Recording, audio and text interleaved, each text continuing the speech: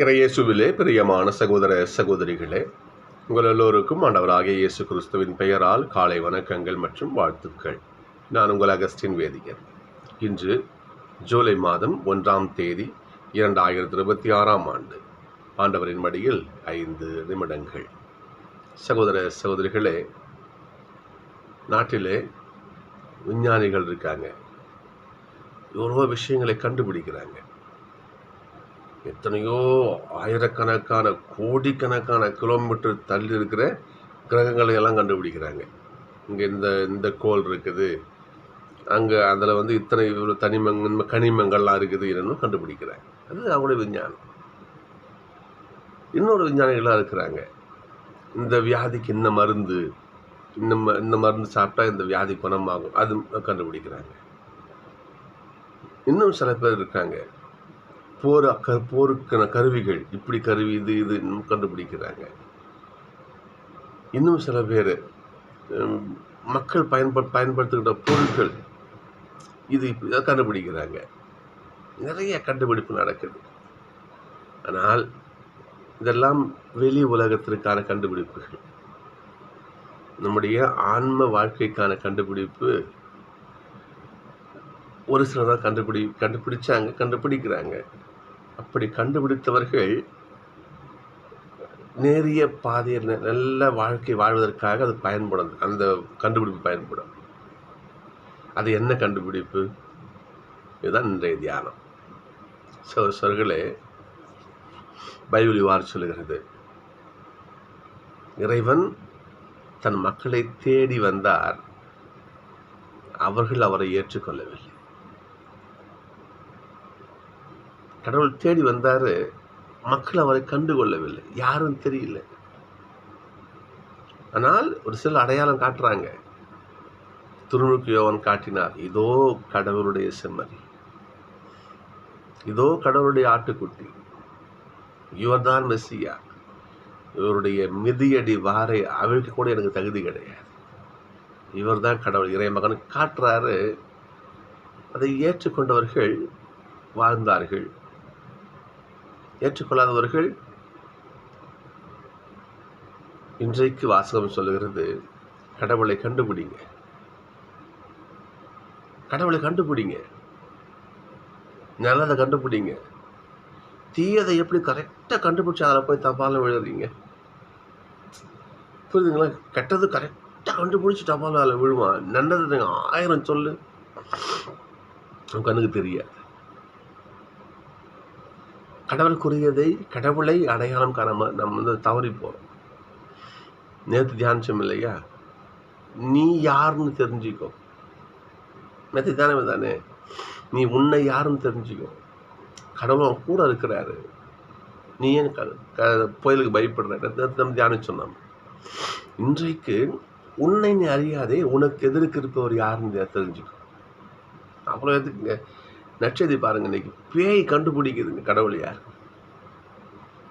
பேய் கண்டுபிடிக்குது. இறைமகனே, உமக்கு இங்கு என்ன வேலை? எங்களை வதைக்கவா இங்கு வந்தீர்? ஏசப்பாவை பேய் கண்டுபிடிக்குது. ஆனால் கடவுளுடைய பிள்ளைகளாக இருந்த இஸ்ரேல் மக்கள் கண்டுபிடிக்கவில்லை. ஆண்டவருக்கு வருத்தம். இது எனக்கு எதிரி சாத்தான் கண்டுபிடிக்கிறான், என் குழந்தைங்க என்னை கண்டுபிடிக்கிறேன்னு சொல்லிட்டு கண்டுபிடித்த ஒரு சிலரே ஏசப்பா கூட இருந்தாங்க. பேதர் கண்டுபிடிந்தார் இல்லையா, நீர் மெஸ்ஸியா, வாழும் கடவுளுடைய பிள்ளைன்னு. கண்டுபிடித்தவர்கள் நல்வழி வாழ்ந்தார்கள், கண்டுபிடிக்காதவர்கள் பாதை மாறி போனார்கள். நம்ம கடவுளை கண்டுபிடிக்கணும், நல்லதை கண்டுபிடிக்கணும், நீதியை கண்டுபிடிக்கணும். வள்ளுவருடைய குரல் இது, எப்பொருள் யார் யார் வாய் கேட்பினும் அப்பொருள் மெய்ப்பொருள் காண்பது தான் அறிவு. யாருன்னா சொல்லுங்க, அதாவது நல்லதுக்கு தான் கண்டுபிடி,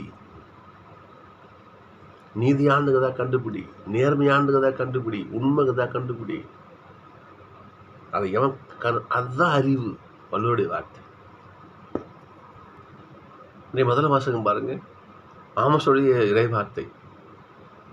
வடநாட்டுக்கு போறாரு, அங்கே போய் அவர் சொல்கிற வார்த்தையை பாருங்க. அப்போ முதல் வார்த்தையை தான், நன்மையை நாடு. ஃபஸ்ட் நன்மையை முதல்ல தேடு, நீதியானதை தேடு, நேர்மையானதை தேடு, கடவுளுக்குரியதை தேடு. ஆண்டவருக்குரியது எங்கே அதை கண்டுபிடிச்சி ஓடு. நீ என்ன பண்ணுற? நேர்மையற்றது எதுவும் அது பின்னாடி தான் ஓடுற, தீமை எதுவும் அது பின்னாடி தான் வேகமாக ஓடுற,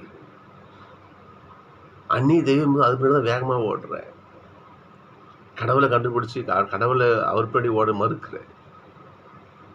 ஆமோஸ் கண்டிக்கிறார். அப்படி நீ கடவுளே கண்டுபிடிக்காமல் இல்லையா, கடவுளுக்கு இந்த திருப்பாட்டில் பாருங்க, இன்னைக்கு கடவுளை கண்டுபிடிச்சி நன்மையை செய்து அவருடைய அன்பை நீ வாங்க, அன்பை பெற நீ எத்தனைக்க மாட்டுற. என்ன பண்ணுற? நீ ஆடு பலி கொடுக்குற, காளைகளை பலி கொடுக்குற, அது கொடுக்குற, இது கொடுக்குற, இதெல்லாம் கொடுத்து இல்லையா கடவுளை சாந்தப்படுத்த நீ முயற்சிக்கிற. கடவுள் சாந்தமாக வர யோசிச்சு பாருங்க பார்ப்போம். நீ திருப்பால் ஆழமாக வச்சு பார்க்கணும். கடவுளுடைய வார்த்தை, இந்த உலகமே என்னுடையது, இதில் வாழும் அனைத்தும் என்னுடையது. நீ எனக்கு பழி கொடுக்குற பற்றியா? ஆடு மாடுகள் இதெல்லாம் நான் உனக்கு கொடுத்த பிச்சை. நான் உனக்கு கொடுத்ததே நீ எனக்கு கொடுத்து ஏன் பண்ணி வாங்கது பண்ணுற முயற்சி பண்ணுறியா என்று ஆண்டவர் கண்டிக்கிறார் இங்கே. அப்போ என்ன செய்யணும்? நன்மையை தேடு, நல்லவற்றை அடையாளம் கண்டு அதன் பின்னாடி அது பின்னாடி போ. இன்னொரு வள்ளுவருடைய வார்த்தை கொண்டு, குணம் நாடி குற்றமும் நாடி இல்லை அதில் மிகை நாடி மிக்க கொள்ளன்னு சொன்னார். ஒருத்தவரை ஃப்ரெண்ட்ஷிப் பிடிக்கணும்னா எப்படி? குணத்தை பாரு, குற்றத்தை பாரு, நல்லதை பாரு, இதெல்லாம் ஆராய்ந்து அந்த விஷயத்தை நீ எடுத்துக்கணும்னு சொன்னார். அப்படிலாம் பண்ணணும். நன்மையை தேடி தேடி தேடி தேடி ஓடணும், நன்மையை கண்டுபிடிக்கணும். இன்னும் சொன்னாலும் எவ்வளோ ஆராய்ச்சி பண்ணுறாங்க, என்ன பண்ணுறாங்க, இருந்தாலும் இந்த நல்லதை தேடுற விஷயம் இதுவும் மிகப்பெரிய ஆராய்ச்சி ஞாபகம் வச்சுக்கோங்க. நல்லதை தேடுறது, இது நல்லதுன்னு தேடி கண்டுபிடிக்கிறது. பேய் கண்டுபிடிச்சது இல்லையா? நீர் இறை மகன், எங்களை வதைக்கவா வந்தீங்க? சர்களே, அந்த ஒருவர் இப்படி தான் சொல்லணும்னு நினைக்கிறாங்க. அது பேய் மாதிரி நாமளும் இருக்கணும். கெட்ட விஷயத்துல கிடையாது, கடவுளை கண்டுபிடிக்க, கடவுளுக்கு உரிய விஷயங்களை கண்டுபிடிக்க. நாம என்ன பண்ணணும்? சாத்தான மாதிரி கொஞ்சம் அறிவுள்ளதாக இருக்கும். நாம் கண்டிப்பாக இருந்து ஆகணும். நாம் கண்டறிவோம், நல்லவற்றை தேடிப்போம். கொட்டி கிடக்குங்க இந்த உலகத்தில், எல்லாம் மிதமிஞ்சு கிடக்குது. என்ன பண்ணணும்? தேடி தேடி தேடி பார்த்து நன்மைகளை எடுத்துக்கொள்வோம், தீமைகளை விலைக்கு வாழ முயற்சிக்கும். அதற்காக ஜெபிப்போம். ஆசீர்வதிப்போம்.